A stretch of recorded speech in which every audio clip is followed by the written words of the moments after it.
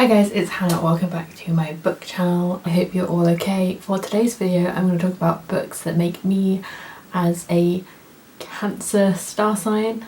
Books that I've read that have made me cry. Because it's interesting seeing what books make people cry. Obviously my star sign is quite an emotional one, or you know, that is the main traits that people go off when you tell them you're born in like June, the end of June, July, or whatever the star sign goes up to.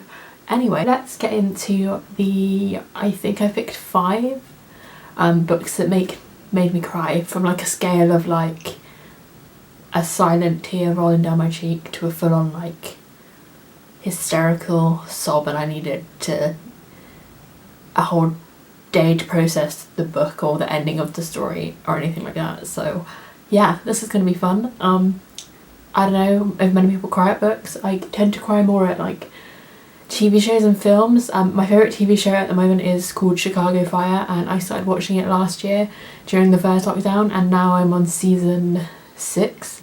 Almost 8 seasons and they're all on Amazon Prime, but I just had to buy the 6 seasons that only recently came out, and the ending of season 5 I was like, oh god, like crying. 5 books that make me cry as a Cancer star sign, and I think these are all kind of the similar genre, like romancy. I don't think a thriller has ever made me cry. Make me cry on a scale of a single tear to a full-on can't breathe hysterical sob. So if I give them a 5, that means I fully was like sobbing. Safe Haven by Nicholas Sparks. I think on the grand scale of things, I think this might be like one of the first books that I remember crying at when I first read it, and I love this book. I love the movie equally. I did a whole video about my favourite Nicholas Sparks books versus movies, and this definitely made me cry. It made me cry of like pure happiness. If you don't know the story, then I was crying because this is the story of Katie. This is the story of Katie, who she escapes from a abusive partner, and she founds a new little life by the sea in this really small town, and she gets to know the local shop owner, and it's just like a typical Nicholas Sparks movie book plotline, but the ending, makes me cry every time, because I had an inkling that I knew what the ending would be, but even like the amount of times I've seen this movie, and every single time I cry at the movie. So I'd give this one a scale of like, you know, 3 on the crying scale. So if you've seen the movie and not read the book, I highly recommend reading the book, because sometimes movies miss out little parts of the book that you just wish were in the movie, but obviously they can't put everything in the book in a movie because timing. Anyway, so this one was like a 3 out of 5 on the crying scale, so that's that one. Like, this is just a 5, like a straight 5 on the crying scale. I think anyone that's ever read this book or watched the movie, fully cried. Like, I can't even. You know when you think it's just a book, they're fictional characters, why on earth am I crying? But if you know anything about this book, it's pretty obvious why. I've not reread this book since I first read it because of how much it made me cry, and I just think that this book is about Lou, who she gets a job as Will Trainer's carer because he had a motorbike accident, and he's very depressed and negative about everything, rightly so, because you know he's been in a motorbike accident and he is just depressed, and he's basically planning on ending his life, and that's literally the blurb. Anyway, Lou is just like the complete polar opposite to him, and it's just such a beautiful story, and just, it makes me cry every single time I watch this movie, quite a lot of times, and every single time I cry. Book anyway. This one's like a 5 out of 5 on the sobbing scale, so fun. Did you know in the UK it's literally raining for 7 days straight? Wild that last year it was like 30 degrees outside and now it's literally raining for an entire week. Anyway, the third book that made me cry was a recent read for me, and this was After I Do by Taylor Jenkins Reid. And on the scale of my tears, this one was about like a 2 out of the 5 because at the beginning of this story it just felt as if you were vigorously going through a breakup as you were reading it, and all those emotions, like when it first happens and you kind of in a stage of denial, but then the character Ryan just being a dickhead made me cry, and I was like, no, I was just like, I can't believe this guy is such an asshole to his wife. He's now choosing to live apart from. Anyway, that's not a spoiler, that's literally the premise of the story. So this is a Taylor Jenkins Reid book that not a lot of people talk about, but I would highly recommend reading it because it's just so, like, not real, I mean, it's all fiction, but it's just a really real, like, subject matter, because if you think about it, there's probably loads of couples that are going through that. They were just recently got married, and then behind closed doors it's not all it's cracked up to be, like, you know, what you post on social media, and everything could be so different to how you portray it online, etc. Lauren and Ryan's relationship, where they spend a year apart, deciding if they want to get back together in a year's time or see other people. So essentially it's a breakup book, but they're still married legally. So it's an emotional roller coaster, I have to say. And I cried at the end as well, of like, I don't know, it was like happy tears possibly. But yeah, I loved this book and I cannot wait to read more from Taylor Jenkins Reid, so highly recommend. Yeah, 2 out of 5 on the crying scale. Fourth book that made me fully 5 out of 5, hysterically sobbing, mascara everywhere, tears. A Walk to Remember.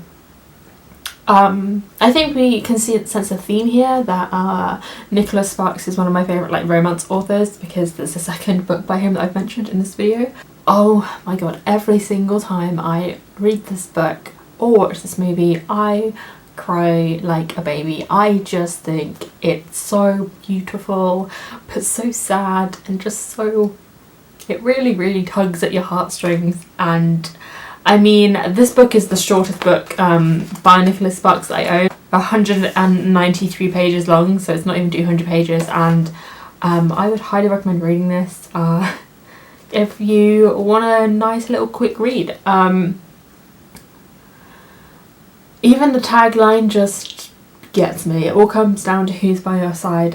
About Landon Carter, who never dreamed of asking Jamie Sullivan out, but a twist of fate throws them together. In months that follow, Landon breaks down Jamie's natural reserve and begins to get to know her and to fall in love. And if you know the very famous quote in this movie, it's Jamie says to Landon, you have to promise not to fall in love with me. And well, I mean, you can guess what happens. Yes, it's not a spoiler.